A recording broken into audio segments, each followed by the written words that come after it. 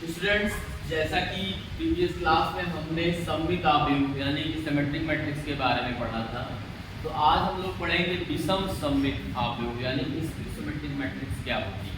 ठीक है, तो अगर कोई भी मैट्रिक्स अपने ट्रांसपोज के नेगेटिव साइन के साथ ली जाए के इक्वल हो, अगर कोई मैट्रिक्स अपने ट्रांसपोज के नेगेटिव साइन के इक्वल आ जाए तो इसको हम बोलेंगे स्क्यू सिमेट्रिक या विषम सममित आव्यूह। ठीक है, अब इसके एग्जांपल हम लेते हैं। फॉर एग्जांपल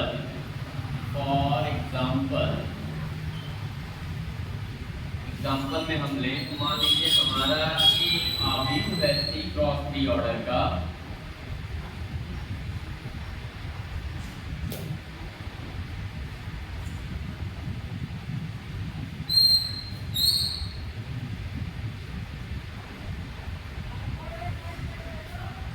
तो ये है, तो ये हमारा जो आव्यूह है, ये हमारा चेक करते हैं इसको कि ये विषम सममित है कि नहीं है।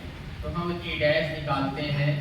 तो a डैश हमारा क्या होगा, जैसा कि हम प्रीवियस क्लास में बताए हैं कि किसी आव्यूह के रो और कॉलम को आपस में म्यूचुअली इंटरचेंज कर दें तो जो नया आव्यूह मिलता है वो हमारा विषम सममित होता है, यानी इसकी सिमेट्रिक होता है।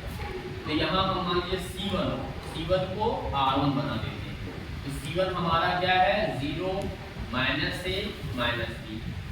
ठीक है, तो ये हो जाएगा 0 minus a minus b। C2 को हम R2 बना देते हैं, ये हो जाएगा a 0 माइनस c।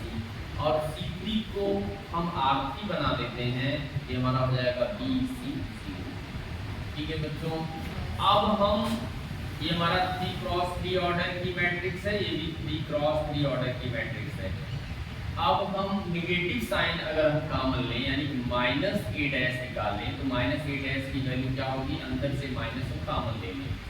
तो आपको पता है कि मैट्रिक्स में कोई चीज़ कॉमन जब होती है तभी होती है जब वो सारे एलिमेंट में कॉमन हो। तो चूंकि हम माइनस कॉमन ले रहे हैं तो जहाँ माइनस है वहाँ पर प्लस हो जाएगा और जहाँ प्लस है वहाँ माइनस हो जाएगा। तो आप जानते हो, तो 0 तो पता है, 0 ना तो नेगेटिव में काउंट होता है ना ही पॉजिटिव में काउंट होता है। 0 में पहले कोई साइन चेंज नहीं आएगा, लेकिन फर्स्ट रो में 0 का 0 रहेगा, लेकिन माइनस a का a हो जाएगा और माइनस b का b हो जाएगा। इसी तरह से R2 आपका जहाँ पर a है वहाँ माइनस a हो जाएगा और जहाँ पर 0 तो 0 ही रहेगा और माइनस c का प्लस c हो जाएगा और b हमारा माइनस b हो जाएगा, c माइनस c हो जाएगा और 0 का 0 हो जाएगा।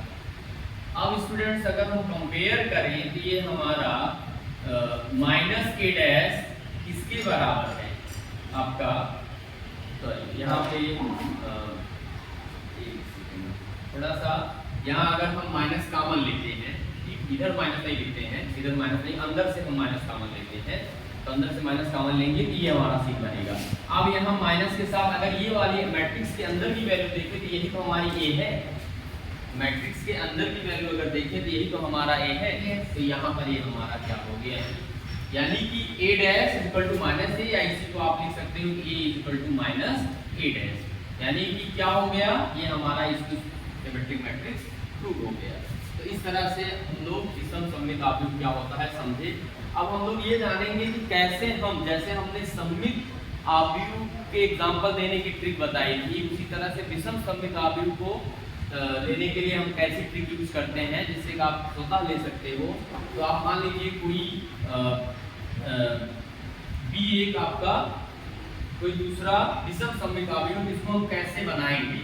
तो जैसा कि यहाँ पर हम आप देख सकते हो, इसमें मेन डायगोनल के एलिमेंट्स को हम 0 0 लेते हैं। मेन डायगोनल के एलिमेंट्स को हम क्या लेते हैं, 0 0 लेते हैं।